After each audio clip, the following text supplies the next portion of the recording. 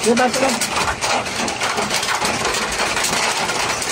Huwag ka sa bahay namin, ha?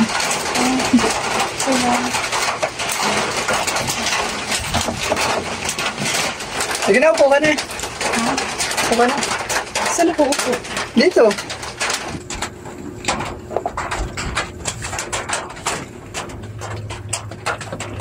Biyahe mo. Okay naman. Pasensya ka na sa bahay namin, ha? Bahay mo to? Dito ka natutulog? Opo. Teka, kumain ka na ba? Di pa nga eh. Nagutom na ako eh. O sige, kuha lang ako ng pagkain. Sige. Ito. Uy, Jollibee, nag-abala ka pa. Oh, teka lang. Lagyan natin ng face mat. Yan. Please, at isa ako yun eh. Siyempre, special ka eh. Teka lang, Ano, bukas para sweet. Charan! Jollibee, lagayan, pero kanin. Kasi yung ulam ko. At ka na, kuha kong ulam mo. Jollibee ha.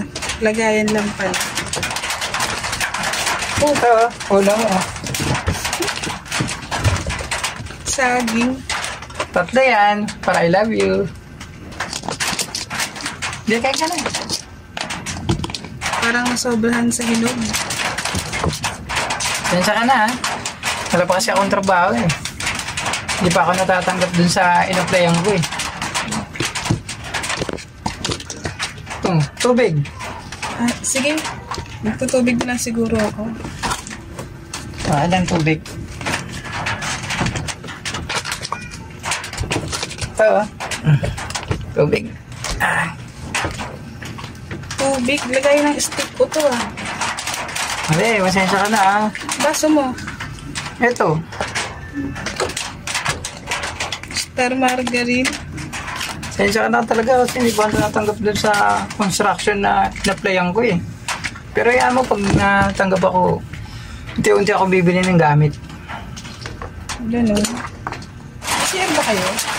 Ay, pasensya ka na kasi barado na yung share namin eh. Isa na ako. Doon na lang sa may, likod ng puno. Wala naman tao doon. Wala naman sisilipay doon. Bakit ang puno? Bakit ka lang? Ilabas na lang. Pasensya ka na talaga ha. Baka naman hindi ka na bumalik dito. Ay, hindi naman. Okay ka lang ba talaga? Oo. Ay, may tumatawag sa akin. Ah, sige, sagutin mo muna. Eh, tumatawag si mama. Kailangan ko na palang umuwi. Week na agad. Sunod na lang. Marating mo lang ah. Malakas na yung ulan eh. Hindi ka na mapapahatid? Huwag na. Kaya ko naman isa. Next year na lang nakita pag nakapagta niya. Ayaw, di ba?